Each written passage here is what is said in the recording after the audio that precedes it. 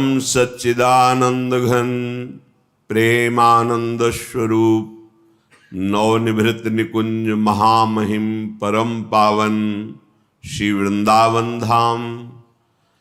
वृंदावन धाम के लाडिले युगल चंद्र श्री श्यामा श्याम और समस्त हित परिकर,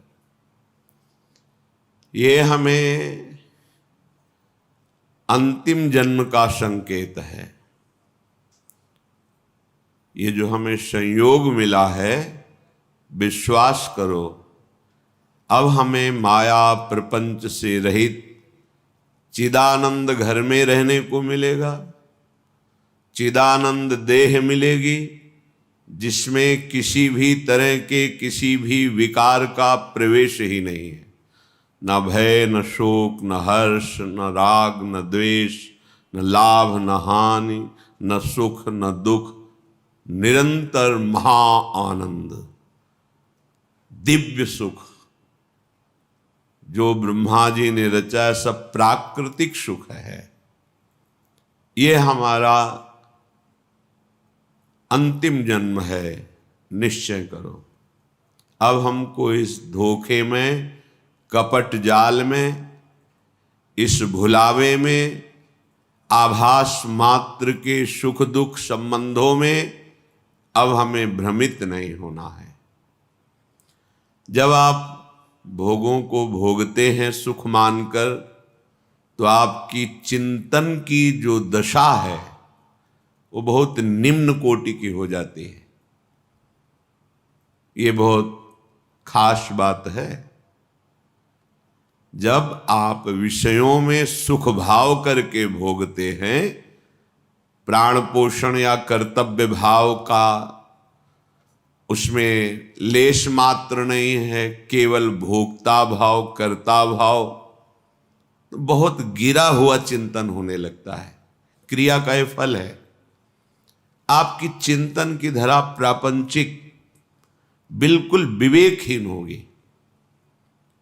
और जब आप इन चंचल इंद्रियों और मन को प्रभु के नाम के बल से, सत्संग के बल से अंतर्मुख करते हैं, विषयों के सेवन की चाह होने पर भी उनका त्याग करते हैं, फिर धीरे धीरे चाह नष्ट हो जाती है, तो जो उच्च कोटि की भूमिका का चिंतन है वो प्रारंभ होता है।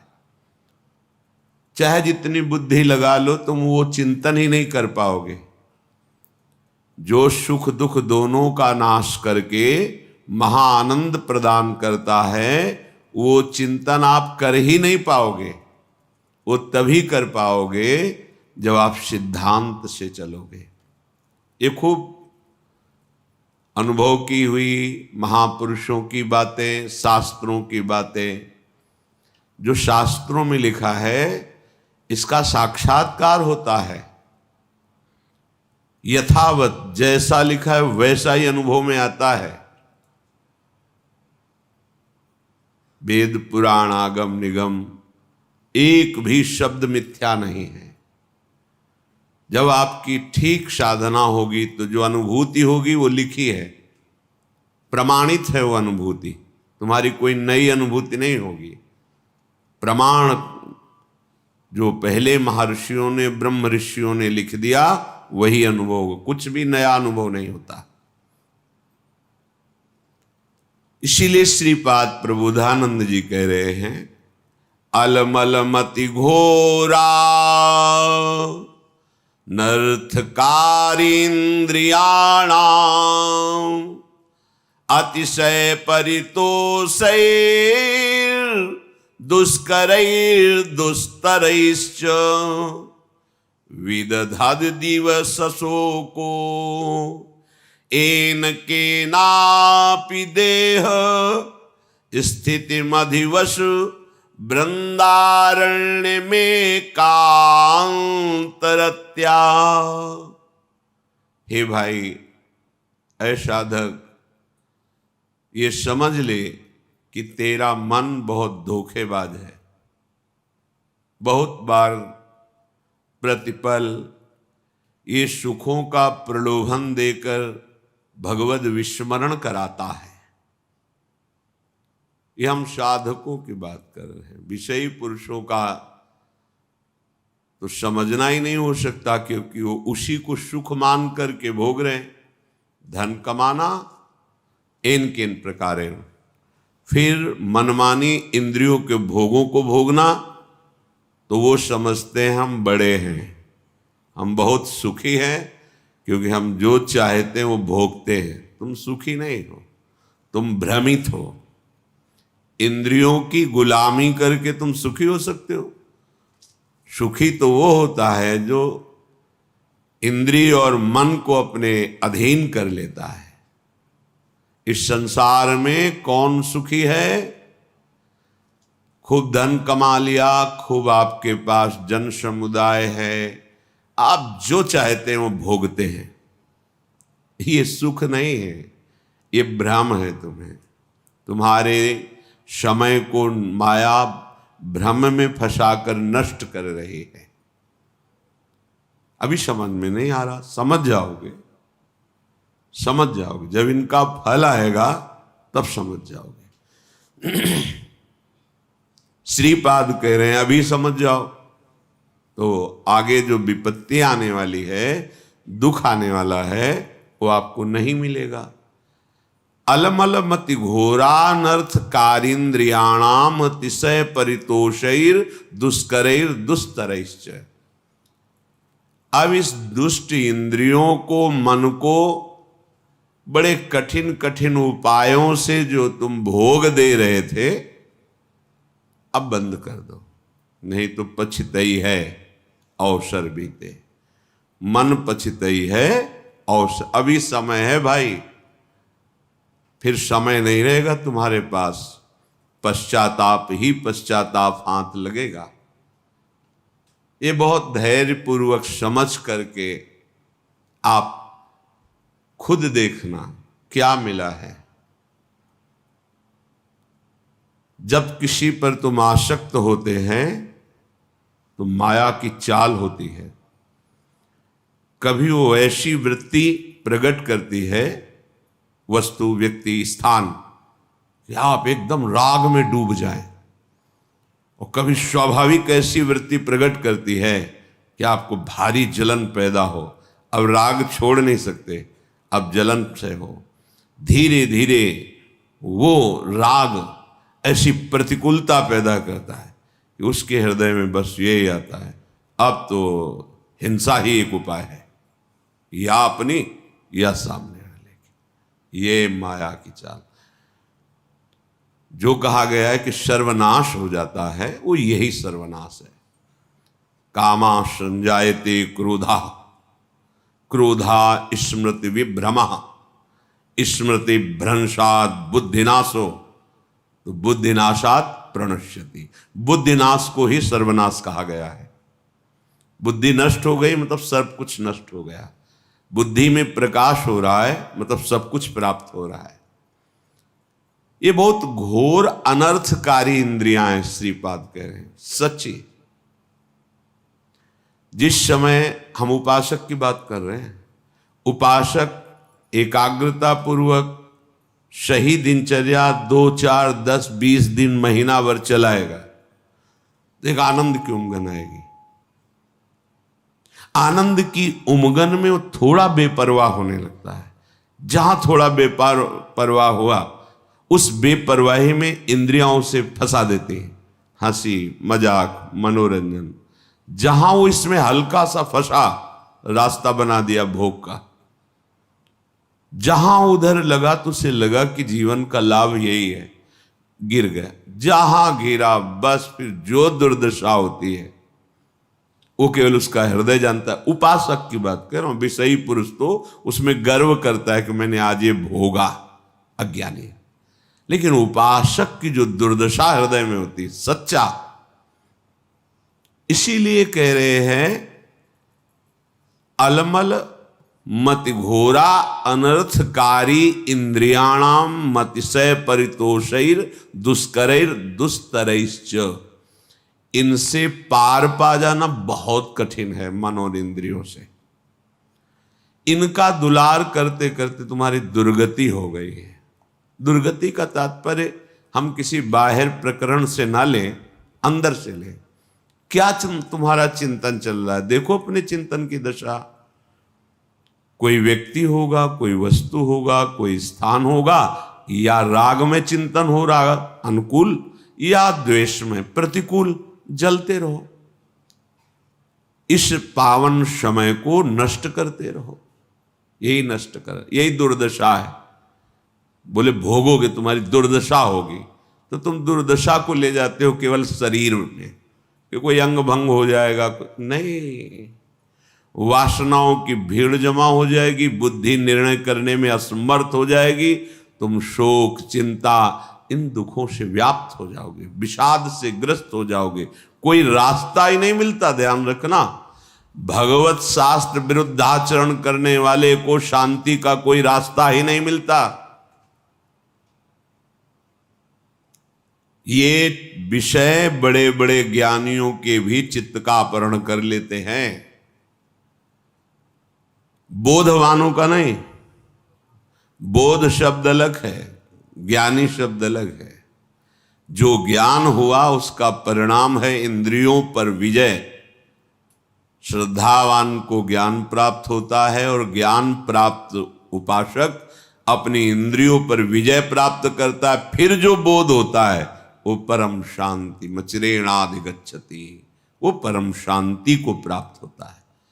पहले तो मानो ये बात कि तुम्हारा मन और इंद्रियां अनर्थकारी हैं।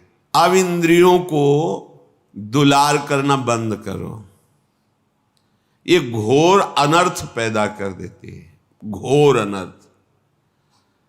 वर्षों लगता है इंद्रियों को कब्जे करने में, कुसंग में कुछ मिनट में वर्षों के द्वारा शासन में लाई गई इंद्रियां एकदम फ्री हो जाती है। वर्षों की कमाई एक मिनट में गमाई। बहुत बड़ी चाल है इन इंद्रियों की। साधक उन्हीं इंद्रियों से खुशी चाहता है, आनंद चाहता है। वो देखकर मनोरंजन करके समझता है मैं बहुत विद्वान हूं, बहुत ज्ञानी हूं, बहुत चतुर हूं, हमारी कोई बात जानता। अरे किसी के जानने की जरूरत नहीं, तुम ही जान जाओगे। रोगे कोई आंसू पोंछने वाला नहीं मिलेगा। हमारी ये बातें कड़वी जरूर लगेंगी लेकिन बहुत मीठा फल देने वाली। यद तग्रे विषम्यु परिणामे अमृतोपमम। ये बातें सुनने में तुम्हें विष जैसा लगेगा, परिणाम में अमृत मिलेगा। विषय भोग प्रलोभन की बातें अमृत जैसी पहले सुनने में लगती, परिणाम बहुत भारी विषवत होता है। विदधदिव सशोको एन केनापि देह स्थित मधिवश वृंदारण्य में कांतरत्या। अब इन इंद्रियों को दुलार करने का प्रयोजन छोड़ो, पहले निश्चय करो शास्त्र सम्मत विषय सेवन करेंगे, अन्यथा नहीं। तो जो जहां है शास्त्रा अधिकारानुसार भगवत समर्पित विषय, यही सबसे बड़ा बंधन है। यही बंधन जिसे आप सुख समझते हैं ना, यही सुख भाव से इस ज्ञान समुद्र जीव को बांध लिया माया ने, जिसका कभी भी बंधन नहीं हो सकता। वो इसी सुख भाव से बंधा हुआ है। अगर दुखालय को दुख बुद्धि से देख पावे तो अभी भाग पड़े भगवान की तरफ, इसीलिए नहीं भाग पाता। बुद्धि है, प्रयोग उसका नहीं। अब जैसे भजन नहीं है तो प्रश्न आया कि आप कहते मनुष्य योनि बड़ी दुर्लभ और बड़ा, अब तो बहुत जनसंख्या बढ़ रही तो कहां से आ रही? तो आप जगह एक बीता देखो खोद करके, इतनी दीमक है, इतने जीव हैं कि एक जिला में जितने मनुष्य हैं उतनी हाथ दो हाथ में दीमक निकल आएगी। अब वो जब आदमी बनेंगे तब तुम्हें ज्ञान है, अनंत ब्रह्मांड है, कौन से जीव की कहां गति कैसे भेजी जा रही। कलयुग को महर्षियों ने प्रणाम किया है, ब्रह्म ऋषियों ने प्रणाम किया है। जितना लाभ आप कलयुग में वृंदावन का ले रहे हैं अन्य युगों में नहीं ले पाए। जितनी जल्दी भगवत प्राप्ति कलयुग में होती अन्य युगों में नहीं होती। 10-10 हजार वर्ष तपस्या करके जो फल प्राप्त अन्य युगों में करते थे, दाहिने पैर के अंगूठे के बल खड़े होकर, दोनों हाथ उठाकर आकाश दृष्टि करके मंत्र जप कर रहे हैं, जल में खड़े होके 24 घंटे नाम कीर्तन में वो फल प्राप्त हो जाएगा। जो 10,000 वर्ष तपस्या, कलयुग बहुत प्रणाम करने योग्य है, पर आप भगवद विमुख हो जाओगे तो भ्रष्ट कर देगा, नष्ट कर देगा। तो क्या और युगों में ऐसे आचरण वाले व्यक्ति नहीं थे क्या? कम थे। ऐसे ही भगवद आचरण वाले क्या कलयुग में नहीं है क्या? कम है। बहुतायत है अधर्माचरण करने की प्रवृत्ति, बहुतायत है इसकी। अब आपको अंदर से सोचना है कि मेरा प्रयोजन इंद्रियों का दुलार करना नहीं है, अभी ठीक होने लगेगा। पर ये सोचना आचरण में उतारना होना चाहिए। नहीं सोचते तो बोलते रहते हैं वैसा नहीं करेंगे, पर वो कसम और नियम 1 मिनट लगता है तोड़ने में। इसके बाद फिर रो बैठ के क्या हो गया, ऐसा मैंने क्यों किया, फिर भी ठीक नहीं होगा। फिर 2-4-6 दिन फिर वहीं पहुंच जाओगे, फिर निराश हो जाओगे, अब तो हम चलने लायक ही नहीं भगवत मार्ग में। इसलिए प्रार्थना है, अलमल मति घोरानर्थ कारेन्द्रियाणा मतिशय परितोषैर दुष्करैर दुस्तरैश्च। अब इंद्रियों के परितोष वाली बातें छोड़ो, अब इंद्रियों का पोषण मत करो। जो धर्म विरुद्ध भोग चाहती, जलना ही पड़ेगा, जलना, जलन शब्द याद कर लो। ये जलन तभी होती है जैसे कोई भी साधक विचलित है, मेरा मन नहीं लग रहा, मुझे बहुत परेशानी हो रही, ऐसा वैसा, गलत कर रहे हो, जांच लो, जांच लो, गलत चिंतन है, गलत आचरण है, नहीं तो अभी प्रारंभ में ही मस्ती प्रारंभ हो जाएगी। वो एक अध्यात्म की जो जलन पाप नष्ट करने वाली, वो मन बुद्धि चित्त इनको शीतलता प्रदान करती है। ये जागतिक जो जलन है, ये आपका आचरण गलत है कहीं, नहीं तो उसी मार्ग में चले हुए पथिक है। वो एक आध्यात्मिक जलन होती है। कैसे विकार दूर हो, ऐसा वो विक्षिप्त नहीं होता, प्रवीण होता चला जाता है। कैसे का उसको उत्तर मिलेगा, क्योंकि सही मार्ग में चल रहा है। जब आप गलत कर रहे हो, गलत संग कर रहे हो, गलत आचरण कर रहे हो, शास्त्र विरुद्ध वार्ता कर रहे हो, शास्त्र विरुद्ध चिंतन कर रहे हो, तब तुम्हें वो विक्षेप प्राप्त होगा, जिसके लिए तुम पागलपन प्रकट करते हो कि अब मुझसे सहा नहीं जा रहा, रहा नहीं जा रहा, क्योंकि आग बढ़ा दी तुमने, उसको फूस दे दिया, घास फूस जमा कर दी, अब ज्वाला बढ़ रही है, तुम्हारी गलती। जब हम गुरुजनों की शरण में हैं, प्रभु की शरण में, तो मुझे कल्याण की भी परवाह नहीं, तो चिंता किस बात की। मेरा मन, मेरा तन, मेरे प्राण आराध्य देव गुरुदेव को समर्पित, देख लेंगे वो, संभाल लेंगे वो, बेपरवाह होकर राधा राधा राधा। कहां समझ में आ रहा है? नहीं, इंद्रिय और मन की बात समझ में आ रही है, क्योंकि वो बहुत मुझे सुख देते हैं। स्पष्ट समझ लीजिए, गुरुजनों की बात और शास्त्र की बात इसलिए समझ में नहीं आती, ये पराये हैं। लेकिन इंद्रियां और मन, ये मेरे नहीं, मैं ही हूं, ऐसा अनुभव, ये माया का खेल, इनके द्वारा सिखाई बात सच्ची बात है। इनके द्वारा परोसा गया भ्रमात्मक भोग, ये सुख देने वाले, ये गुरुजन शास्त्र, ये अंदर की, ये मत घोरा अनर्थकारी, ये घोर अनर्थकारी बुद्धि है अंदर की। अब इसे सुधारिए, श्रीपाद कहे। क्या करे?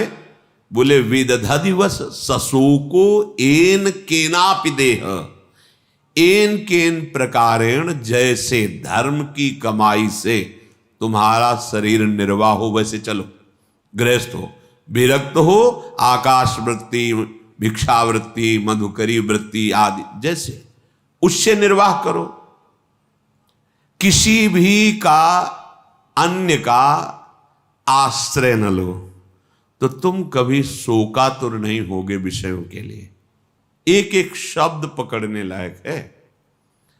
अगर आप धर्म पूर्वक चलते हैं, धर्म की कमाई से नमक रोटी खाते हैं, आप चैन में रहेंगे, मस्त रहेंगे, क्योंकि भगवत मार्ग के पथिक है। गृहस्थ होते हुए आप अधर्म की कमाई कर रहे हैं, करोड़ों रुपए जमा हैं, भगवत विमुख हो, तुम्हें चैन नहीं मिल सकती, जिसे शांति कहते हैं, जिसे विश्राम कहते हैं, जिसे आनंद कहते हैं, स्वप्न में अनुभव नहीं हो सकता। करके देख लो, जल रहे, खूब करके देख लो, जलते ही रहोगे। ये पद, ये शरीर, ये भोग, ये वाहवाही, ये स्वाप्निक है, चंद मिनट की है। तुम्हारी वाहवाही क्या, जहां बड़े बड़े ताज उतार के रखते थे वो भी नहीं रहे।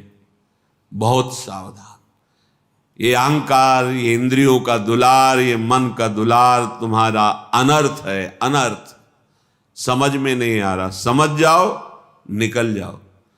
तुम ही फंसे हो, सुख की बुद्धि ने तुम्हें फंसाया है, और इसका नाम दुखालय है, सुख नहीं है, नहीं है सुख।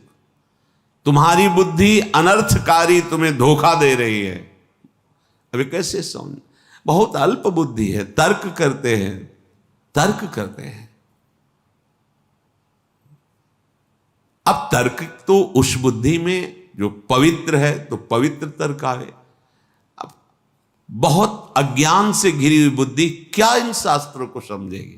तुम्हारा भोजन ठीक नहीं, थोड़ी भी मर्यादा नहीं, गुरुजनों का सेवन नहीं, पवित्र विचार नहीं, तो तुम शास्त्र समझ जाओगे। जो ब्रह्मानंद में, भगवदानंद में छके हुए महापुरुषों ने आंतरिक अनुभव लिख, वो तुम समझ जाओगे, बहुत बड़े महापुरुष हो गए तब तो। नहीं, पहले शरणागत हो, अहंकार गलित करो, फिर जब अहम रहित बुद्धि होती है, वो भगवदानंद पर विचार करने की योग्य हो जाती है। अभी तो देहाभिमान है, जितना भी चिंतन करोगे वो प्रकृतिजन्य ही होगा।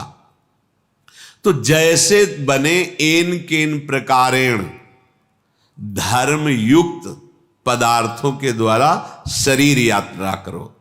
एन केनापि देह स्थित, ये चटोरापन इंद्रियों का बंद करो। बहुत खा पी लिया है, बहुत सब ये जो गंदे गंदे पदार्थ, दूसरों के शरीरों का हनन करके खाने की बातें, कैसे निकृष्ट बुद्धि हो गई। उल्टी नहीं आती तुम्हें, बमन नहीं होता तुम्हें बात सोच के, पर बुद्धि है, देखो अनर्थकारी बुद्धि है। अरे बहुत बलिष्ठ कर देता है, खाओ बस, विजय प्राप्त कर लोगे। किस पर, किस पर विजय? इंद्रियों के गुलाम होते जा रहे हो, मन के गुलाम होते जा रहे हो, विषयों की अधीनता बढ़ रही है। तुम स्वतंत्र कहां हो रहे हो, तुम विजयी कहां हो रहे हो, तुम तो हारते चले जा रहे हो। भला कहीं अपवित्र पदार्थ पाकर तुम्हारी बुद्धि प्रवीण होगी, ठीक से निर्णय कर पाएगी? मान जाओ हमारी बात, यही माया की चाल है। सावधान, ये अनर्थकारी बुद्धि तुम्हें नष्ट कर देगी। तुम श्रीधाम वृंदावन का आश्रय लो, सत्संग सुनो, प्रिया प्रीतम के चरणारविंद की दृढ़ता हृदय में आ जाए तो सब विकारों के जीतने की सामर्थ्य आ जाती है। अच्छा ही नहीं लगता, सही मानो। देखा है, कभी कभी हम कहते हैं कि भगवान के चरित्र से भी बढ़कर भक्तों के चरित्र में हमें विशेष आनंद और विशेष अनुभूतियां मिलती हैं। क्यों? क्योंकि जब भगवान के लिए कोई आश्चर्यमयी बात आती है तो ये हमारे हृदय में बैठा ना कि कर्तुम अकर्तुम अन्यथा कर्तुम सर्व समर्थ भगवान है, कोई आश्चर्य नहीं होता क्योंकि भगवान है। लेकिन तब आश्चर्य होता है जब वो प्रकृति की धरा में और फिर वो भगवत धरा की ऊंचाई में, तब आश्चर्य होता है कि हाँ, ये बात आश्चर्य वाली है। मायाकृत प्रपंचों में फंसा हुआ, फिर मायातीत इतनी ऊंचाई, वो बात समझ में आती। कैसे चला, कैसे माया को त्यागा, कैसे भगवदानंद में मगन। मेरे प्रभु का कोई भी कृत्य आश्चर्य में थोड़ी है, वो तो सर्वाश्चर्य में स्वयं है सरकार। कर तुम अकर तुम अन्यथा कर तुम, अन्यथा कर तुम, जो हो ही नहीं सकता वो भी कर दे। जैसे आप केवल कान से ही सुन सकते हैं, प्रभु किसी भी रोमकूप से देख सकते हैं और वहां से सुन सकते हैं, कहीं से भी आहार ग्रहण कर सकते हैं। कर तुम अकर तुम अन्यथा कर तुम, वो सर्वतो मुख वाले सर्वतो नेत्र वाले हैं। बिल्कुल महर्षियों ने गाया, फिर भी कह दिया कि सामर्थ्य नहीं कि आपकी उन प्रभु की महिमा में कोई आश्चर्य की बात है। श्रीपाद कह रहे हैं, लुठन रासस्थल्याम निरवधि पठन कृष्ण चरितम। जैसे हो सके वैसे देर निर्वाह करो धर्मयुक्त पदार्थों से। तुम्हें शोकातुर नहीं होना पड़ेगा विषय के लिए, संसार के संबंधों के लिए या किसी भी व्यवस्था के लिए नहीं होना पड़ेगा। हम अल्पज्ञता के कारण शोकातुर भविष्य के लिए हो जाते हैं कि भविष्य में हमारा क्या होगा, वर्तमान तो ठीक चल रहा है। ये भविष्य की जो बात है वो शरणागत नहीं है, इसलिए है। बोले शरणागत नहीं, वो तो साधु है। अरे तो बेस रख लिया है, अभी हृदय शरणागत नहीं हुआ। भविष्य की चिंता बिल्कुल, न भूत की, न वर्तमान की, न भविष्य की। शरणागत के हृदय से इन चिंताओं का अपहरण हो जाता है। भगवान बलराम जी को सखा का रूप रख करके खेल रहा था प्रलंबासुर। देखा श्री कृष्ण तो बड़े चतुर हैं, इनको प्रवीण हैं, इनको खेल में फंसा के ले जाना बड़ा कठिन। तो बलराम जी को उसने अपनी पीठ में लाद लिया। बलराम जी को भय लगा, फिर स्वरूप का वो एकदम एक घूसा मारा, पधार गए। तत्कालिक तो भय लगा ना कि असुर अपहरण कर रहा है। ऐसे कितना भी हो तत्कालिक, अब जैसे अभी कोई बड़ी जोर की आवाज हो, ऐसे सब हो जाए, वो तत्कालिक विचार जब विवेक से करे तो उसे काटा जाता है। हमारा जीवन तो प्रभु के लिए है, जैसे भी जोई जोई प्यारो करे सोई मोहि भावे। क्या वो भविष्य का चिंतन सही था? बिल्कुल गलत, बिल्कुल अस्तित्वहीन।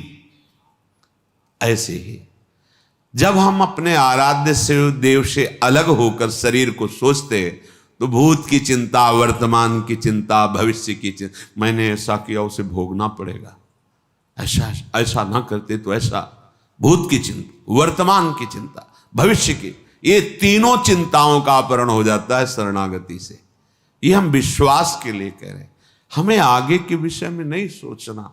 हमारा आज, हमारा कल, कल सब मंगल होगा, क्योंकि हम मंगल भवन प्रभु की शरण में हैं।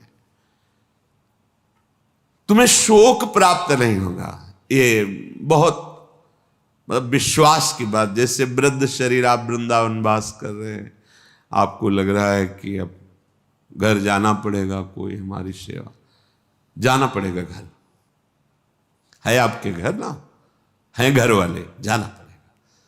और जिनके है ही नहीं, घर वाले ही प्रिया प्रीतम, वृंदावनी घर है, जाए तो कहां, जाऊं कहां तजी चरण तुम्हारे, कोई ठौर ही नहीं। तो हमने ऐसे देखा है, ऐसे एक भी शिष्य नहीं जीवन में बनाया था, एक भी रुपया नहीं था, परम किंचन संत तो अपने कई लोग सेवा में प्रेरित किए गए भगवत प्रेरणा से। तो इस समय उनका स्नान होता, जानते हो कैसे स्नान होता था? जैसे माँ बच्चे को गोद में लेती, एक साधु गोद में लेके बैठता था और एक अनुकूल जल के द्वारा स्नान करा, तो दूसरे के हृदय में जल्दी तुम हटो, हम सेवा, वो शरीर पोछा, तीसरा लंगोटी लिए खड़ा है, लंगोटी पहनाया, सजा के बैठा दिया, तिलक लगा के 1 बजे तक माला जप रहे। ऐसे हाथ में सौंच, ऐसे कौन करवा रहा है? वो जिनका कोई आश्रय नहीं प्रभु के सिवा, उनकी बात कह रहा हूं।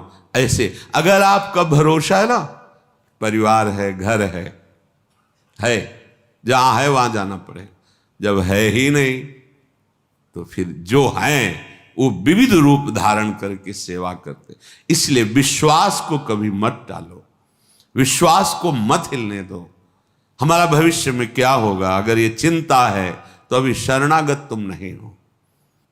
उपासक की बात कहने की जरूरत नहीं रहेगी, अगर सही निष्ठा है तो हृदय में ही वो स्फुरित ही नहीं होने देगा जिसके तुम आश्रित हो। जानते हो यहां विकार कैसे भेजे जाते हैं? तुम्हारी विवेक बुद्धि की परीक्षा और बल निरीक्षण करने के लिए ऐसे तुम्हें छोड़ दिया गया, और बिल्कुल तैनात खड़ा है वो, कहीं भी तुम्हारे ऊपर अटैक नहीं हो सकता। पर तुम कैसे बचाव कर सकते हो, कैसे निकल सकते हो? अगर प्रवीणता है तो ठीक, अगर रो दिए तो वो दृश्य नहीं रहेगा भय वाला। जब वो उपस्थित है तब, और अनुपस्थिति में तो आएगा ही नहीं। तुम सोचते क्या हो? जो आराध्य देव है, जो गुरु तत्व है, वो वहीं बैठा रहेगा जहां से स्फुरित होता है, वहीं दबा देगा। प्रश्न की जरूरत ही नहीं पड़ेगी, पुकारने की जरूरत ही नहीं पड़ेगी, तुम शरणागत हो। पर वो अल्पज्ञता होने के कारण हम प्रकट को तो महत्व देते हैं और बाद के लिए सोचते हैं जब अप्रकट हो गए तो कैसे चलेगा। नहीं, आप देखना, प्रकट से ज्यादा सानिध्य अप्रकट में रहता है। अब भी प्रकट में आप हमारे पास कितनी देर रहते हैं, लेकिन आप हमारे वचन, हमारे आराध्य देव का नाम और मंत्र जप कर रहे हैं तो हर समय आप हमारे सानिध्य में अनुभव कीजिए। अगर आप ऐसा करते हैं तो आपको अनुभव में आएगा। गुरुदेव का कितना दुलार है, एकांत में पता चलता है, रोना आता है। आपके लिए जो तन मन प्राण है कि जितना होना चाहिए वो है ही नहीं हृदय में, पर वो देने वाले इतने कृपालु हैं कि वो अपनी तरफ से देते ही चले जाते हैं। यहां सर झुकता चला जाता है कि अहेतु की कृपालु, अहेतु की कृपालु। प्रगट सानिध्य और अप्रकट सानिध्य, इन दोनों में अगर देखा जाए तो अप्रकट सानिध्य में विशेष कृपा का अनुभव है, क्योंकि उनके वचन, उनका चिंतन, उनके द्वारा दिया हुआ नाम मंत्र हर समय उनके सानिध्य का अनुभव कराता है। अगर ये नहीं तो प्रकट सानिध्य में रहते हुए भी आप अनुभव नहीं कर पाएंगे प्रकट सानिध्य के सुख का, निर्भयता का, शांति का, आनंद का। इन किन प्रकार जैसे वैसे आप शरीर का निर्वाह करते हुए शोक रहित होइए। इतना बड़ा मार्ग मिल गया है, फिर भी आप लालायित हैं कि आपको भोग नहीं मिल रहे, आपका मनोरंजन नहीं हो रहा, आपको कोई वस्तु की चाह समझ में नहीं आ रहा। अभी आपको जो मिलने के लिए घसीटा गया है उसके लिए भारी भारी तपस्याएं करके भी वो फल नहीं प्राप्त कर पाए। हम तपस्या कर ही नहीं सकते वैसी, इसीलिए घसीटा है श्री जी ने कि तुम इस आओ, हमारे दुलार, हमारी कृपा के द्वारा तुम्हारा पोषण होगा। फिर तुम क्यों चिंता करते हो?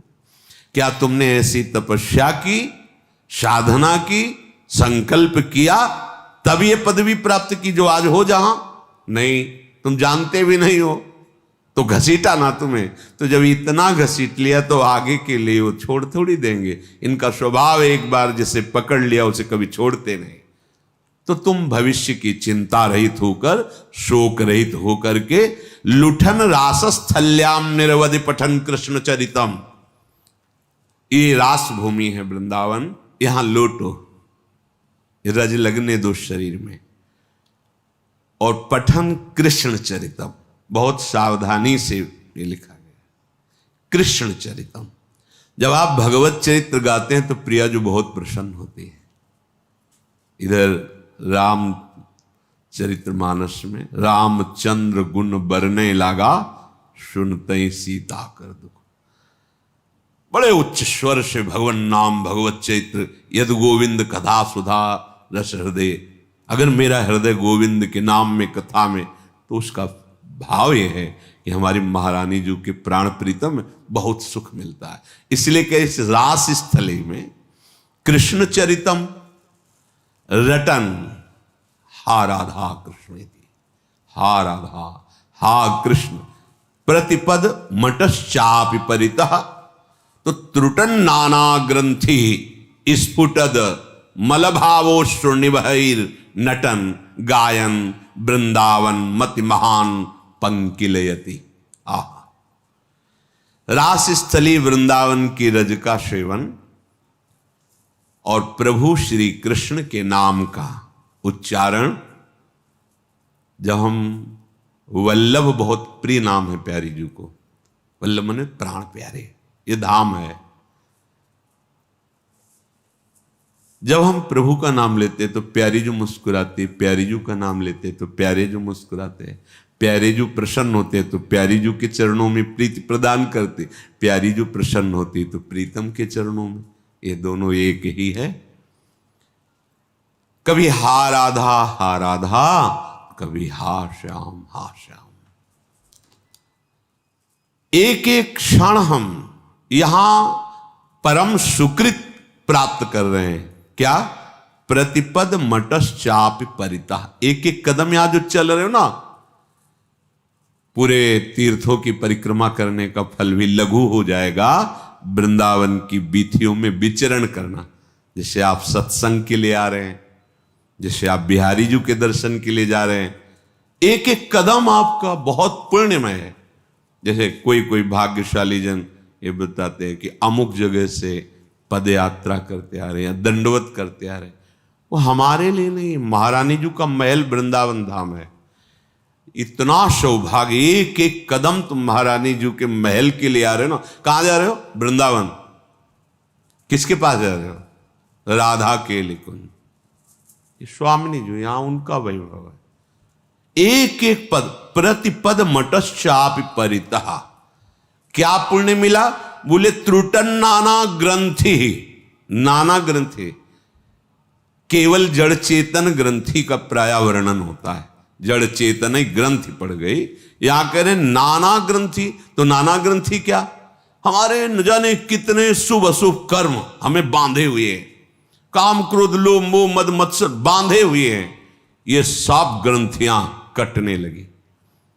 पूरे श्लोक का इंद्रियों का दुलार करना, मन का दुलार करना बंद करो। जैसे भी धर्म पूर्वक इन किन प्रकारेण शरीर का भरण पोषण हो रहा है वैसे करो। और इस रास स्थली वृंदावन की रज का सेवन, भगवत चरित्रों का गायन और हा राधा हा कृष्ण ऐसा उच्चारण, और एक एक कदम यहां चलना टहलना, बोले बड़े बड़े सुकृतों के ऊपर है। क्यों? क्योंकि सुकृत भी तो एक बंधन है, और यहां के सुकृत त्रुटन नाना ग्रंथि, नाना प्रकार के जो बंधन महान दुख देने वाले हैं वो नष्ट हो जाते हैं। स्फुट दमल भावो श्रुनिवहैर, ऐसा निर्मल भाव प्रकट होता है कि आंसू बहने लगते हैं। नटन, वो आनंद में भरकर नृत्य करता है, गायन प्रभु के नाम गुण कीर्तन करता है। वृंदावन मति महान पंकिलयति, वो अपने आंसुओं से वृंदावन की रज को गीला करता हुआ जीवन व्यतीत करता है। आंसुओं से भूमि गीली हुई, राधा राधा कृष्ण कृष्ण, ये जीवन का परम लाभ है। चलते हैं परम पावन भगवान श्री रामचंद्र जी के कलिमलहारी चरित्र का कथन श्रवण करके अपने आराध्य देव के चरणों की अनन्य निष्ठा, अनन्य भक्ति को प्राप्त करते हैं। प्रसंग चल रहा है महान भागवत प्रभु के चरणारविंद की अद्भुत रति से युक्त और भगवान के प्रताप बल से अद्वितीय बलशाली महाबली हनुमान संपूर्ण लंका में आग लगा करके अपनी पूंछ को समुद्र में फिर स्नान करके और सीता जी के सामने हाथ जोड़कर खड़े हुए। पूंछ बुझाई खोई श्रम, धरि लघु रूप बहोरी, जनक सुता के आगे, ठाड़ भयो कर जोरी, मातु मोही दीजै कछु चिन्हा, जैसे रघुनायक मोहि दीन्हा, चूड़ामणि उतारि तब दयऊ, हरसि समेत पवन सुत लयऊ कहेऊ तात, असमोर प्रणामा, सब प्रकार प्रभु पूरन कामा। दीन दयाल बिरदु संभारी, हरहु नाथ मम संकट भारी। हनुमान जी ने प्रणाम करके कहा, हे माता, जब प्रभु ने हमें आपकी खोज के लिए भेजा था तो मैं प्रभु का दास हूं। इस बात के प्रमाण के लिए ये अंगूठी, ऐसे ही मैं आपसे मिला हूं, इसका प्रमाण मुझे रघुनाथ जी को देना है। तो आप कुछ ऐसी पहचान दीजिए जिससे प्रभु देखते ही समझ जाएं कि हाँ, हम आपके दर्शन किए हैं, आपकी बात सुनी है, तो आप मुझे कोई पहचान दीजिए। तो केशों में विराजमान चूड़ामणि उतार करके हनुमान जी को दी। हनुमान जी ने हृदय से लगा के प्रणाम करके उस पहचान को लिया। जानकी जी ने कहा कि हे वत्स,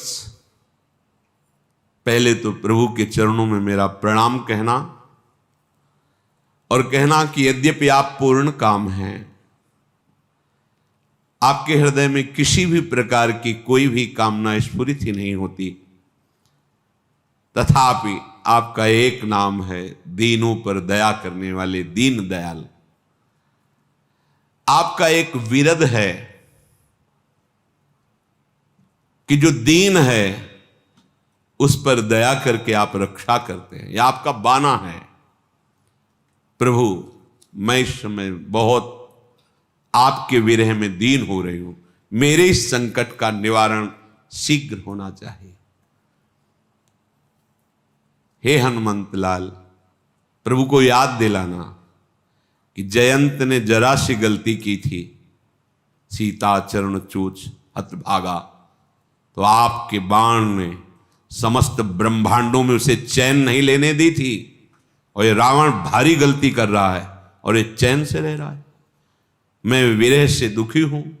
प्रभु, अगर 1 महीने में आप नहीं आए तो मुझे जीत ही नहीं पाएंगे, क्योंकि उसने 1 महीने का समय दिया है। मैं अपने प्राणों का त्याग कर दूंगी। हे हनुमान, अब तुम्हें देखकर थोड़ा सुख हुआ था, अब तुम भी जाने को कह रहे हो, कैसे मैं अपने को रोक पाऊं, कैसे मेरा हृदय शीतल हो। फिर वही दिन वही रात, आसपास राक्षसियों का घेरा, वही विराग्नि। जनक सुतहि समुझाई करी, बहुविधि धीरज दीन। चरण कमल सिरुनाई कपि, गवनु राम पहिकीन। हनुमान जी ने बहुत तरह से श्री जानकी जी को समझाया कि आप धैर्य धारण करें, बहुत शीघ्र रघुनाथ जी सेना सहित यहां पधारेंगे और रावण का विनाश करके आपको ससम्मान साथ लेंगे। प्रणाम किया हनुमान जी ने, आदेश लेकर के भगवान की तरफ चले। अशोक वाटिका से बाहर निकले, छलांग लगाते समय ऐसी भयंकर गर्जना की कि निशाचरियों के गर्भ गिर गए। चलत महाधुनि गर्ज सी भारी, गर्भ श्रवहि सुनी निश्चर नारी। ये ही भगवान की तरफ छलांग लगानी थी समुद्र में, तो बोले गर्जना की, तो गर्भवती निशाचरियों के गर्भ गिर गए। एक ही छलांग में पुनः समुद्र को पार कर लिया।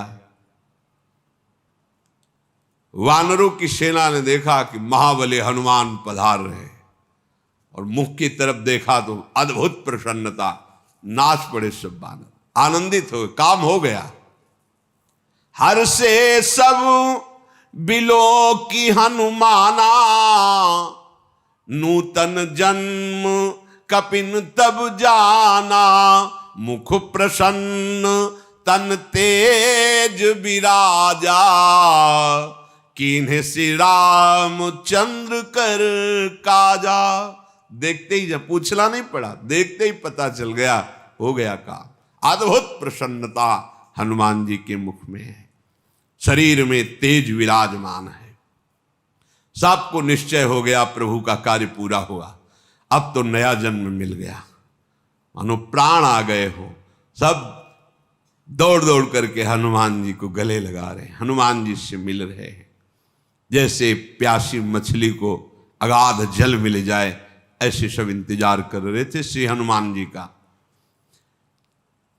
आपस में बात करते हुए सब चल पड़े।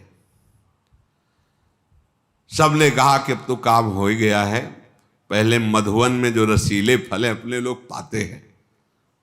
पूरी जो बड़े बड़े यूथपति जन थे, रखवारे रोकने लगे, अब रोकने की जरूरत नहीं, सब फल खा रहे। वो दो चार थप्पड़ तो लगाने ही पड़े उनको, रखवालों के। ये रखवाले सुग्रीव जी के द्वारा ही रखे गए। वो भाग के गए और सुग्रीव जी से कहा कि युवराज अंगद के साथ जितने यूथपति हैं, ये सब आपकी आज्ञा का उल्लंघन करके फल खा रहे हैं। सुग्रीव जी बहुत प्रसन्न है। क्यों? बिना भगवान का काज की ऐसी हिम्मत ही नहीं हो सकती थी कि लौट पड़े। और फिर ये तो सूचना है कि राम काज हो गया। बहुत आनंदित। जो न होत सीता सुधि पाई, तो मधुवन के फल सके कि खाई। हमारा आदेश था बिना सीता की खोज के जो वापस लौटेगा मेरे हाथ से मारा जाएगा। इतना विचार कर ही रहे थे कि देखा कि जय श्री राम की जय घोष करते हुए श्री हनुमान जी महाराज, अंगद जी, जामवंत जी, ये बड़े बड़े यूथपति आ रहे। सबने आकर के भगवान को प्रणाम किया। सुग्रीव जी ने पूछा कुशल है? तो भगवान श्री राम के चरणों की तरफ प्रणाम मुद्रा में कहा, चरणों के दर्शन से कुशल ही कुशल है, कार्य हो गया। सुग्रीव जी ने मानो इशारे, किसने कार्य किया? तो नाथ काज कीन्हेउ हनुमाना, राखे सकल कपिन के प्राणा। ये सिया जी की खोज का कार्य तो महाबली हनुमान जी ने किया है, हम सबकी प्राण रक्षा हो गई। सुग्रीव जी खड़े हुए हनुमान जी को हृदय से लगाया, श्री रघुनाथ जी के समीप पहुंचे। प्रभु आपकी कृपा से कार्य पूर्ण हुआ। स्वच्छ स्फटिक शिला पर प्रभु श्री राम विराजमान है, पार्श्व में लखनलाल सावधान खड़े हैं। अद्भुत भक्ति लक्ष्मण जी की, प्रभु के चरणों में अद्भुत प्रीति है। एक क्षण भी स्वसुख चिंतन नहीं। भगवान शयन कर रहे तो चरण चाप करके बैठ गए वीरासन में। भगवान बैठे हैं तो सावधान लक्ष्मण जी खड़े।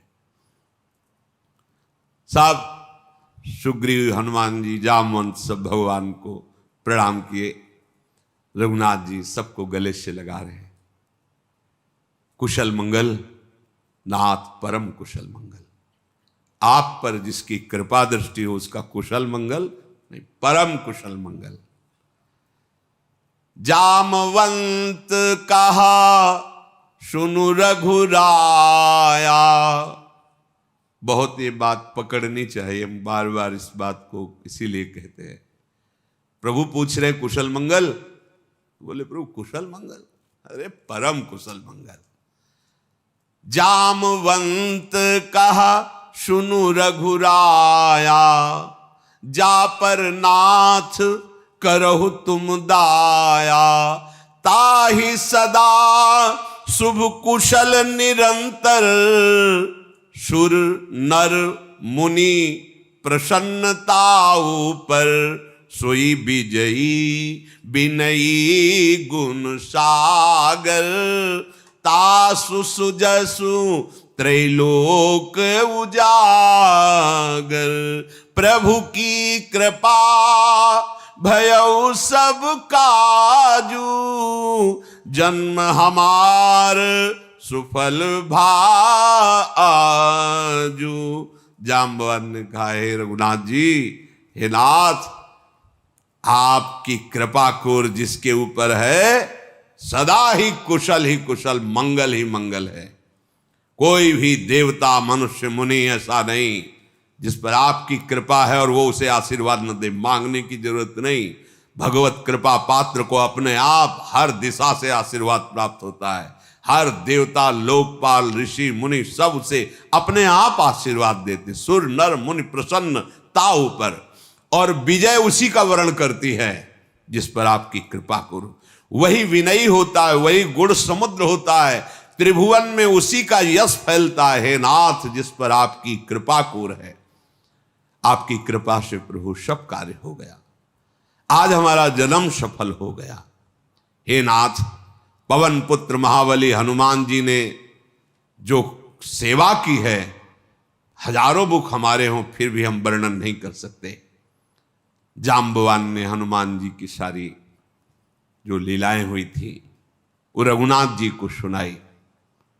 हनुमान जी सकुच में खड़े। जब अपने स्वामी के सामने कहीं बड़ाई होने लगे तो बहुत सकुच आना चाहिए। ये बात सुनते ही कि हनुमान जी की ऐसी ऐसी लीला, प्रभु खड़े होकर हनुमान जी को हृदय से लगाया। सुनत कृपा निधि मन अति भाए, पुनि हनुमान हर्ष ही लाए। हृदय से लगा के कहा, कहो जानकी कैसे है, उनके प्राणों की रक्षा कैसे हो रही है। क्योंकि हमारा प्रगट सानिध्य नहीं तो उनका तो दुख हम ही समझ सकते, क्योंकि मेरा मन उन्हीं के पास है। वो अपने प्राणों की रक्षा कैसे कर रही। तो हनुमान जी ने कहा, प्रभु प्राणों की रक्षा असंभव थी, पर संभव इसी कारण से हो पाई कि हर समय आपका नाम पहरा दे रहा है, इसलिए प्राण नहीं निकल पा रहे।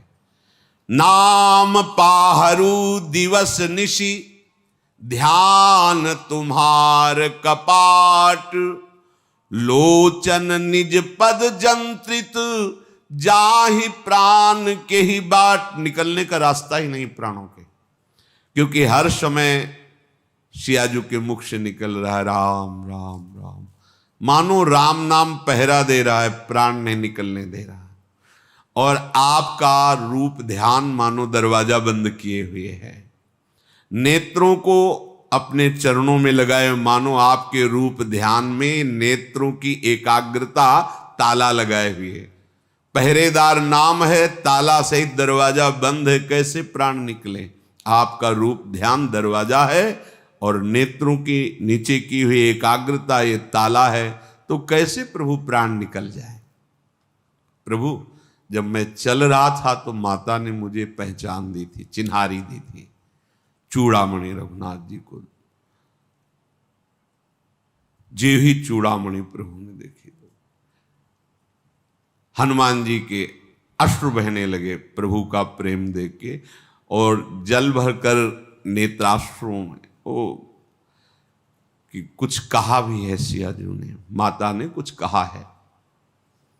माता ने कहा, छोटे भाई समेत हमारे प्रभु के चरण पकड़ना और कहना कि आप तो दीन बंधु हैं,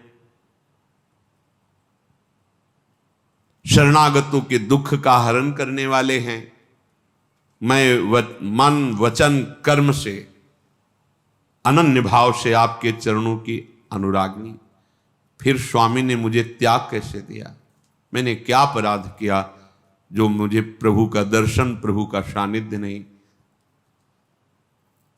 हाँ, एक दोष मैं अपना मानती हूं कि आपका वियोग होते ही ये मेरे प्राण निकल नहीं गए, बस ये। किंतु हे नाथ, ये लोभ के कारण नहीं निकल रहे। नेत्र इसलिए प्राणों को नहीं निकलने दे रहे कि पुनः आपका रूप दर्शन होगा। प्राण इसलिए व्याकुल होकर नहीं निकल रहे कि प्राणनाथ का सानिध्य मिलेगा। मेरे हृदय की दशा तो प्रभु आप जान ही रहे हो। विरह अग्नि है, ये शरीर रुई की भांति कब भस्म हो जाता। ये जो श्वासें निकल रही आग बढ़ाने वाली पवन है प्रभु, ये एक क्षण में ही आपसे विलग होते हुए नष्ट हो जाता, पर नेत्र दर्शन के लिए, प्राण प्राणनाथ के सानिध्य के लिए ये बचे हुए हैं। ये जो अश्रु वर्षा है मानो उस अग्नि को शांत कर रही है। हनुमान जी ने कहा प्रभु आगे शब्द नहीं कि मैं सियाजू की स्थिति आपसे वर्णन कर सकूं। उनके हृदय में कैसी पीड़ा है, हे दीनदयाल, बस वो आप समझ लीजिए, आगे हमारे शब्द नहीं कि मैं आपको कह सकूं। हे करुणानिधान, एक एक पल माता के लिए कल्प के समान व्यतीत हो रहा है। प्रभु तुरंत चलिए और अपने भुजाओं के बल से इन दुष्ट राक्षसों का दलन करके जानकी जी को दर्शन दीजिए। सीता जी की ये बात सुनकर प्रभु के नेत्रों से जल प्रवाह होने, अश्रु प्रवाह होने लगा। प्रभु बोले, मन वचन और कर्म से जिसे मेरी गति है उसे क्या कभी विपत्ति दुख छू सकता है? हनुमान, जिसको एकमात्र मैं ही हूं, मन वचन कर्म से मेरा ही भरोसा है, तो क्या हनुमान उसको विपत्ति, उसको दुख छू सकता है क्या? तो हनुमान जी ने कहा नहीं। का हनुमंत विपत्ति प्रभु सोई, जब तो सुमिरन भजन न होई। प्रभु विपत्ति तो तभी जब आपका सुमिरन न हो, आपका भजन न हो। मानो इशारे से कहा कि आंतरिक की स्थिति में जानकी जी हमारे सुमिरन में मगन है, इसलिए घबराने की जरूरत नहीं है। सच्ची विपत्ति तो वही है जब भगवत भजन नहीं हो रहा, जिस क्षण, जिस दिन, जिस जीवन में वो विपत्ति में जीवन है। सुमिरन नहीं हो रहा, सेवा नहीं हो रही, भजन नहीं हो रहा, वही का हनुमंत विपत्ति प्रभु सोई, जाओ तो सुमिरन भजन न होई। प्रभु आप तैयारी कीजिए, राक्षसों की बात क्या है, आपका आदेश की जरूरत है नाथ। अब जानकी जी के लिए विरह का समय नहीं रह गया। प्रभु जब पता चल गया कि जानकी जी कहाँ है, आप हनुमान जी की तरफ भगवान श्री राम देख रहे हैं और कहा, हे हनुमान, तुम्हारे जैसा मेरा उपकार करने वाला, ये भगवान का अद्भुत स्वभाव है। ये अपने जन को कितना दुलार करते हैं। भगवान कह रहे तुम्हारे जैसा मेरा उपकार करने वाला कोई नहीं। अब इस उपकार के बदले में मैं कुछ कर सकूं ऐसा मेरे पास कुछ है नहीं। मेरे मन में आपके उपकार का इतना प्रभाव है कि आपके सामने नहीं हो रहा। ये बहुत बड़ी बात है भगवान की, बहुत बड़ी बात। कह रहे हैं कि सुनि कपितो ही समान उपकारी, नहीं को सुर नर मुनि तनुधारी, प्रति उपकार करऊं का तोरा, सन्मुख होई न सकत मन मोरा।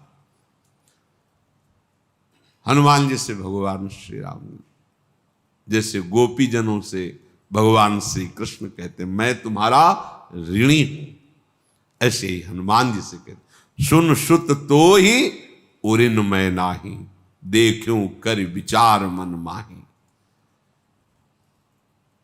ये बात जो हनुमान जी सुन रहे ना, उनकी जो स्थिति हो रही, भगवान शंकर अनुभव कैलाश से कर रहे, दूसरा कोई नहीं कर पा सकता। मेरे स्वामी कह रहे सुन सुत तो ही उरिन में, हे वत्स, ऐ पुत्र, ये संबंध, मैं तुमसे उरिन नहीं हो सकता, मैं तुम्हारा ऋणी हूं। और भगवान जिस कृपा भरी दृष्टि से हनुमान जी को देख रहे, हनुमान जी को तो रोमांच हो रहा है, प्रेमाश्रु। अरे स्वयं प्रभु ऐसे बात सुनी, प्रभु बचन बिलो की मुख, गात हर्षि हनुमंत, चरण पर्यो प्रेमाकुल, त्राहि त्राहि भगवंत। प्रभु श्री राम के ऐसे वचन और ऐसा भगवान के भी अश्रु चले, हनुमान जी को नहीं रहा गया, चरणों में गिर पड़े। प्रभु त्राहि माम नाथ, आप ऐसा मत कहो, आप ऐसा मत कहो। बार बार प्रभु उठाना चाह रहे हैं, पर हनुमान जी महाराज चरणों को कस के पकड़ के लिपट गए। बार बार प्रभु चाही उठावा, प्रेम मगन तेहि उठब न भावा। फिर प्रभु ऐसे दुलार कर रहे हनुमान जी के सर पर। प्रभु कर पंकज कपि के सीसा, मगन कौन हो रहे? सुमिर सुदशा मगन गौरी भगवान, क्योंकि उन्हीं के ऊपर हाथ पड़ रहा है। हनुमान जी के रूप रोमांच हो रहा है, आनंद में डूब रहे हैं भगवान शंकर। इतने डूब गए कि कथा रुक गई।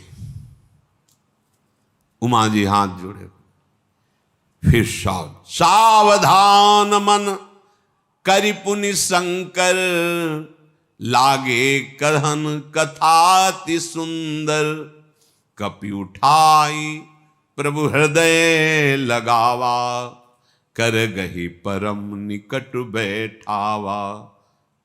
प्रभु हनुमान जी उठा, हृदय से लगाया, हाथ पकड़ा और अपने समीप बैठाला।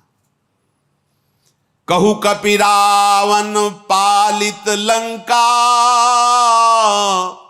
केहि विधि दह्यो दुर्गयति बंका। ऐसे पास में बैठा हनुमान जी, सरक कर प्रभु के चरणों। बड़ा बलवान रावण है, उसके द्वारा ऐसे सुरक्षित लंका पर जामवंत जी ने बताया हमें सब, ऐसा कैसे तुमने कर लिया? ये है सावधानी, ये है। प्रभु प्रसन्न जाना हनुमाना, बोला बचन विगत अभिमाना। आज हमारे स्वामी बहुत प्रसन्न है, समीप से सरक के चरणों में बैठ बोले, प्रभु आप कह रहे हो कि कैसे समुद्र पार हुए, कैसे लंका में, ये सब। प्रभु शाखा मृग के बड़े मनुष्य, शाखा ते शाखा पर जाए। हमारी बात अगर पूछ रहे हो तो प्रभु बस इतनी सामर्थ्य मिली आपके द्वारा, एक डाल से दूसरी डाल में जाना। बंदरों की सामर्थ्य तो यही, शाखा मृग के, यह मनुष्य, शाखा मृग माने अर्थात बानर, बानर की इतनी ही प्रभुता, एक डाल से दूसरी डाल पर जाना, शाखा ते शाखा पर जाए। और ये जो जामवंती जी ने सुनाया, नाग सिंधु हाटक पुरजारा, निश्चर गण बद विपिन उजाला, ये हमारे द्वारा नहीं हुआ प्रभु, मैं देख रहा था केवल। सो सब तव प्रताप रघुराई, नाथ न कछु मोरी प्रभुताई।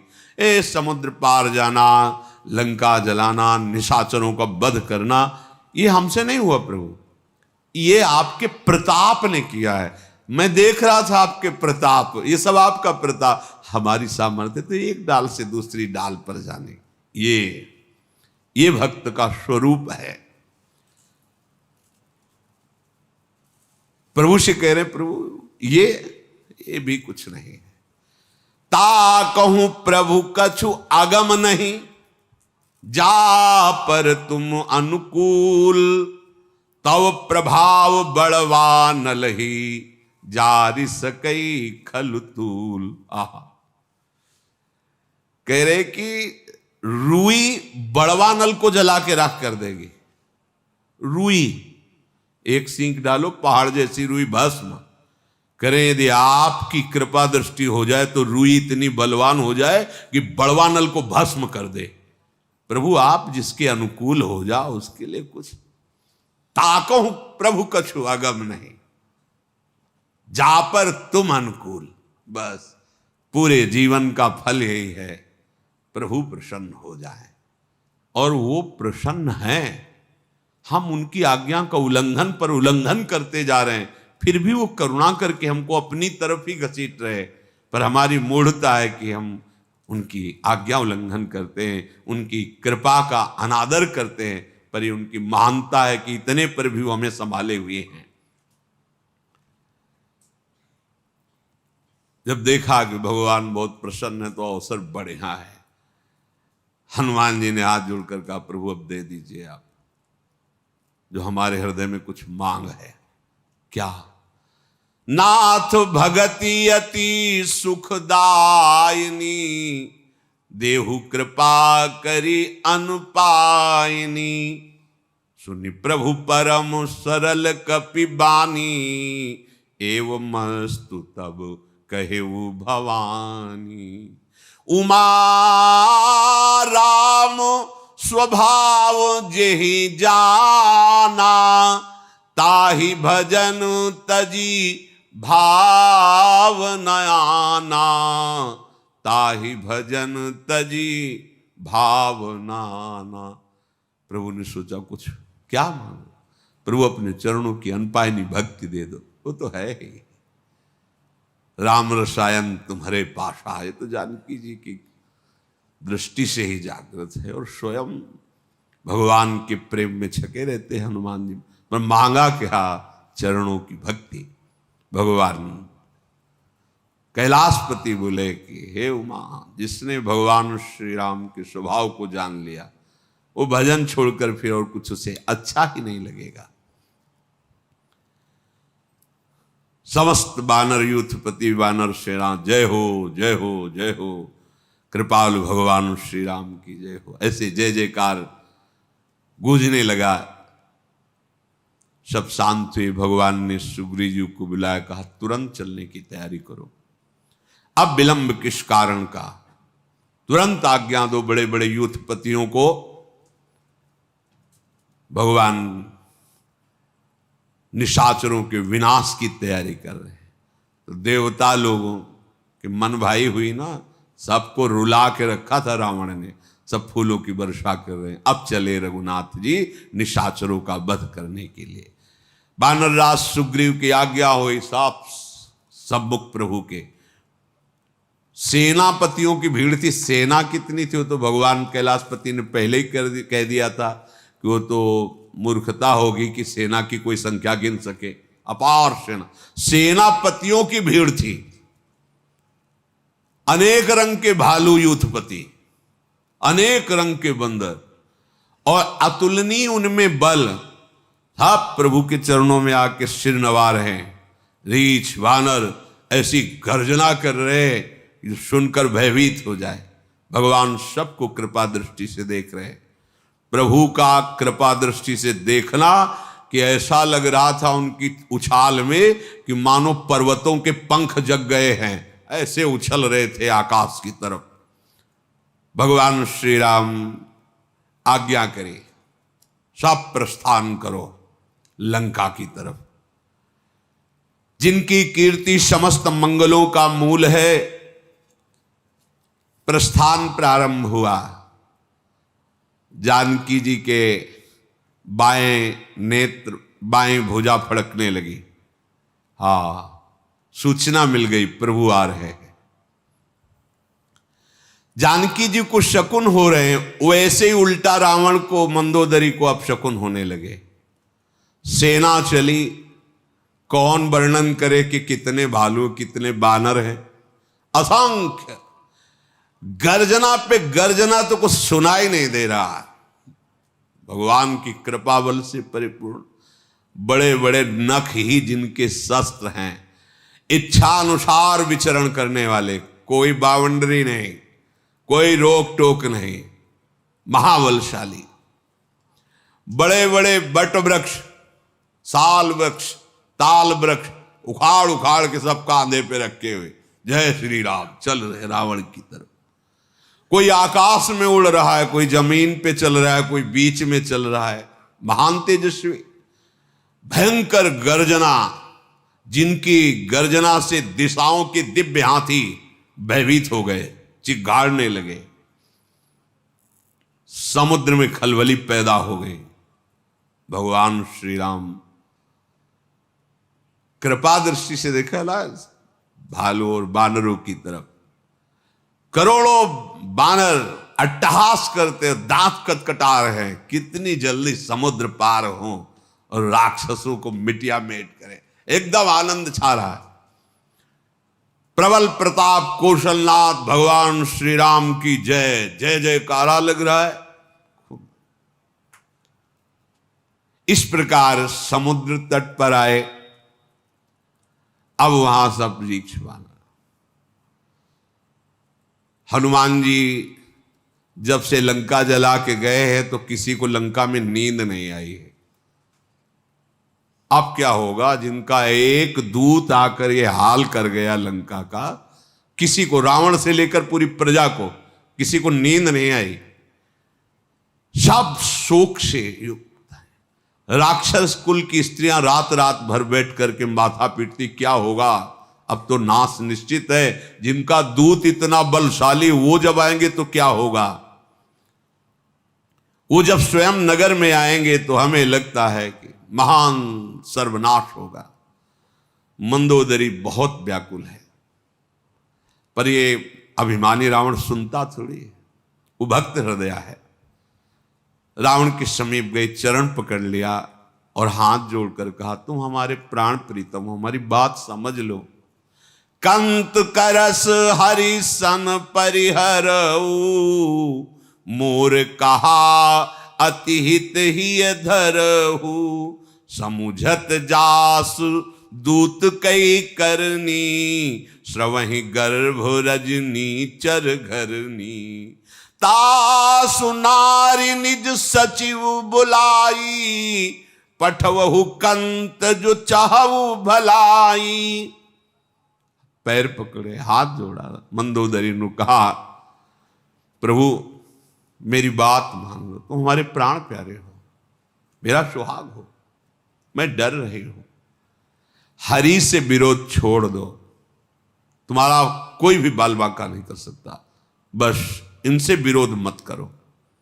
अरे जिनके दूत का स्मरण करके निशाचरियों के गर्भ गिर रहे हैं, उनका अट्टहास जो सुना था, उनका जो विकराल रूप, गर्भ स्रवित हो रहे हैं, वो स्वामी जब आएंगे तो तुम्हारा क्या होगा।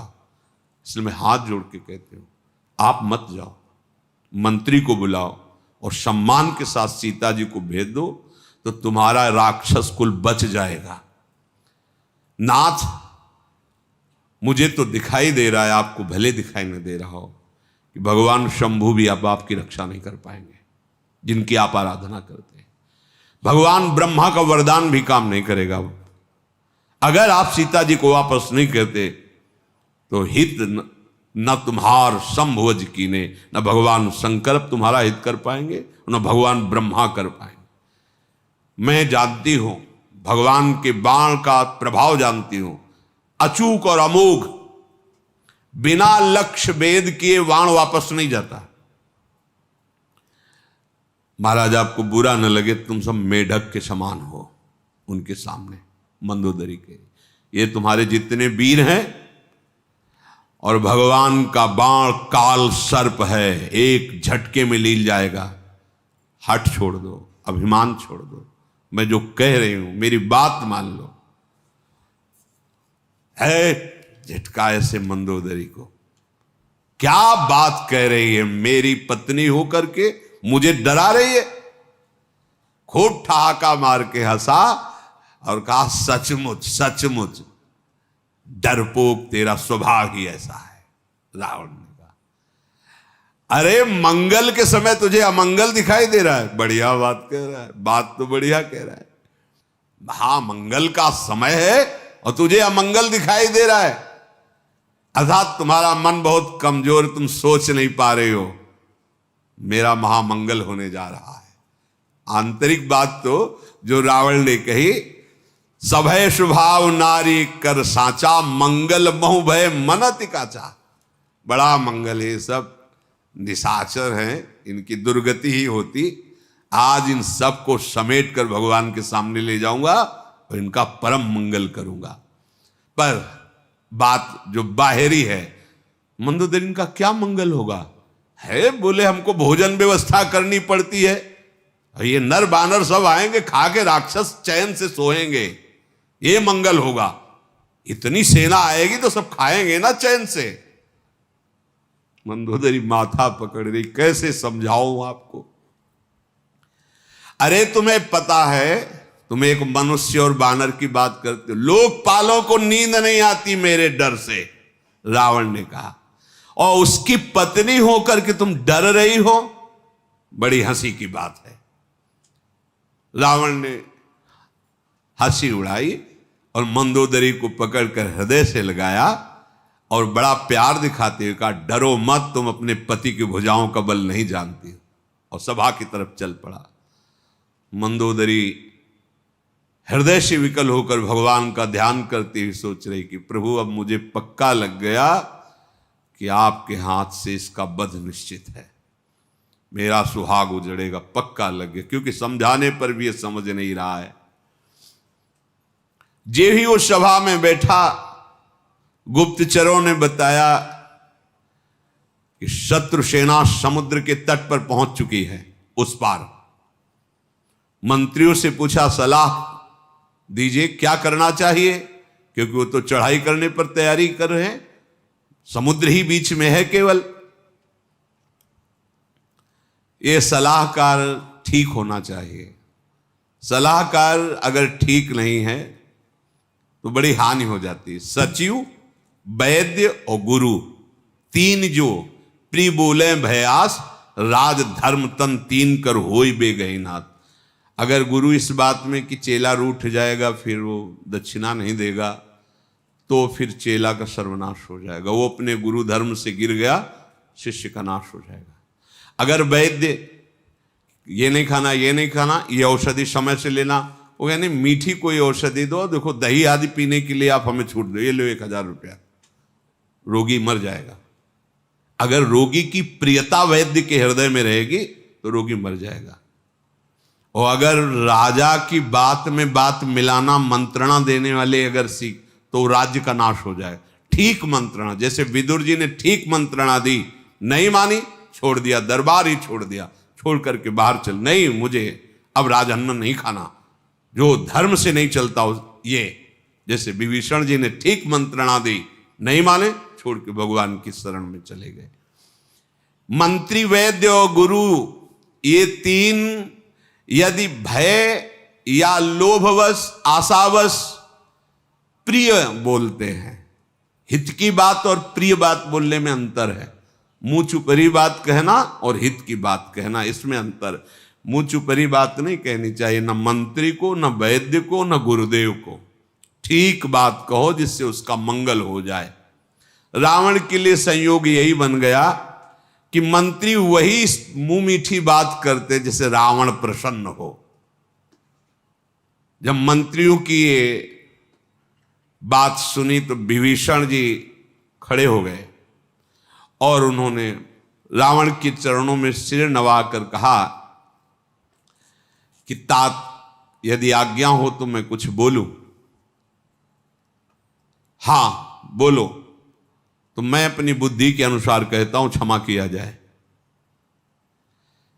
अगर अपना कल्याण चाहते हो, सुंदर यश चाहते हो, सुंदर बुद्धि चाहते हो, सुंदर गति चाहते हो, या कोई और भी सुख चाहते हो, तो सबसे पहले बात त्याग दे, पराई स्त्री को काम भाव से न देखे। ये सिद्धांत है। जो पर स्त्री को भोग दृष्टि से देखता है तो ना शुभ गति होगी, ना शुभ उसकी मति होगी, आगे चल करके वो बहुत कष्ट में फंस जाएगा। और आप देख लो, संसार में देख लो। विभीषण जी ने कहा कि क्षमा किया जाए, मैं मुंह चुपरी बात नहीं कहूंगा, सिद्धांत की बात कहूंगा, क्योंकि मंत्री भी हूं और आपका भाई भी हूं। सिद्धांत कहता है कि जिसे अपना कल्याण चाहे ना हो, सुंदर यश चाहे ना हो, बुद्धि शुभ चाहे नहीं हो, गति शुभ, नाना प्रकार के सुख चाहे ना हो, तो उसको सबसे पहला कार्य इस पर दृष्टि डालनी चाहिए कि कहीं परिस्त्री गमन की आदत तो नहीं है, कहीं मन में परिस्त्री के प्रति भोग वासना तो नहीं। अगर ये है तो सर्वनाश, बुद्धि का नाश सर्वनाश कहा जाता है। शुभ गति बिगड़ जाएगी, कोई भी सुख तुम्हें सुखी नहीं कर पाएगा, तुम्हारा कल्याण नहीं होगा और नाना प्रकार की दुख विपत्तियां, संकट, अपमान ये घेर लेगा। जैसे चौथ का चंद्रमा नहीं देखा जाता, देखने से कलंक लगता है, ऐसे पराई माता बहनों की तरफ गंदी दृष्टि से मत देखो। 14 भुवनों का वो स्वामी क्यों न हो, यदि वो ऐसा कुछ करेगा और वैर कर लेगा तो वो नष्ट हो जाएगा। चाहे समुद्र के समान उसमें गुण हो, बड़ा चतुर हो, पर उसका सब कुछ नष्ट हो जाएगा। समुद्र के समान गुण हो, लाभ और भला हो ही नहीं सकता उसका। विभीषण जी कह रहे हैं, नाथ, ये काम, क्रोध, मद और लोभ ये नरक के रास्ते हैं, इनका त्याग कर दो और भगवान राम का आश्रय लेकर भजन करो, ऐसा शास्त्र और संत पुरुष कहते हैं। आप नहीं समझ पा रहे हैं कि ये भगवान राम कौन है। ये राजा नहीं हैं, ये समस्त ब्रह्मांडों के ईश्वर हैं। संपूर्ण ईश्वर यश, श्री, धर्म, वैराग्य, ज्ञान इनका सेवन करता है, इनके आश्रित है। ये भगवान हैं, ये विकार रहित हैं, अजन्मा है, व्यापक हैं, अजय हैं, अनादि हैं, अनंत ब्रह्म हैं। कृपा करके वो धराधाम पर अवतीर्ण हुए हैं भक्त और ब्रह्म ऋषियों को सुख देने के लिए, धर्म की स्थापना करने के लिए मनुष्य शरीर धारण किया है। मैं आपसे प्रार्थना करता हूं, सेवकों को आनंद देने वाले, दुष्टों के समूह का नाश करने वाले, शास्त्र और धर्म की रक्षा करने वाले प्रभु से आप वैर त्याग दीजिए और जाकर उनके चरणों में मस्तक नवाइए। प्रभु का स्वभाव मैं जानता हूं, जो शरण में आ जाता है उसके दुखों का नाश कर देते हैं। नाथ, प्रभु सर्व ईश्वर हैं, सियाजू को सम्मान के साथ उनको समर्पित कर दो और जाकर उनके चरणों का आश्रय लो। बहुत प्यार आपको प्रभु देंगे। विभीषण जी कह रहे, मैं उनके स्वभाव को जानता हूं, बहुत प्यार आपको देंगे। संपूर्ण जगत से द्रोह करने का जिसको पाप लग गया हो, अगर वो भी प्रभु, मतलब संपूर्ण जगत के द्रोह का पाप लगा हो और वो भी हमारे प्रभु की शरण में आ जाए तो प्रभु उसको निष्पाप कर देते हैं। यदि प्रभु का नाम जप किया जाए तो तीनों तापों का बहुत जल्दी समन हो जाएगा, दैहिक, दैविक, भौतिक। त्रिलोक में कहीं भी जाएगा परमानंद प्राप्त करेगा। इसलिए हर बात के बात में नाम जप करो, ऐसा प्रार्थना करते हैं। वो भगवान हैं, मनुष्य रूप में प्रकट हुए हैं। हे रावण, तुम हृदय में हमारी बात को धारण करो। मैं आपके बार बार चरण पकड़ रहा हूं, आपसे विनती कर रहा हूं, ये मान, मोह, मद का त्याग कर कौशलापति भगवान श्री राम का आश्रय लो। मुन पुलस्त जी ने अपने शिष्य से बात कहला भेजी थी। उन्होंने मेरे से कहा था, आपसे नहीं कहा था। मैं अभी तक अवसर नहीं पाया था, लेकिन आज अवसर पाया हूं। तो ये बात, पुलस्त ऋषि की बात भी आपको कह रहा हूं कि आप प्रभु की शरण में जाइए, सिया जी को वापस कर दीजिए। माल्यवान नाम के बहुत ही बुद्धिमान मंत्री थे, वो खड़े हुए और रावण से कहा, जो विभीषण जी कह रहे हैं वही करना चाहिए, ये परम सत्य और सुखदायक है। ये छोटे भाई हैं और नीति के ये विभूषण हैं, अर्थात संपूर्ण नीति को ये धारण करते हैं। विभीषण जी जो कह रहे हैं रावण, तुमको वही हृदय में धारण करना चाहिए। तो रावण ने कहा, हटाओ इन दोनों को। हमको समझाने की चेष्टा करता है ये। क्योंकि उसने ठान लिया था भजन न होई तामस देहा, अब बैर करूंगा इनसे।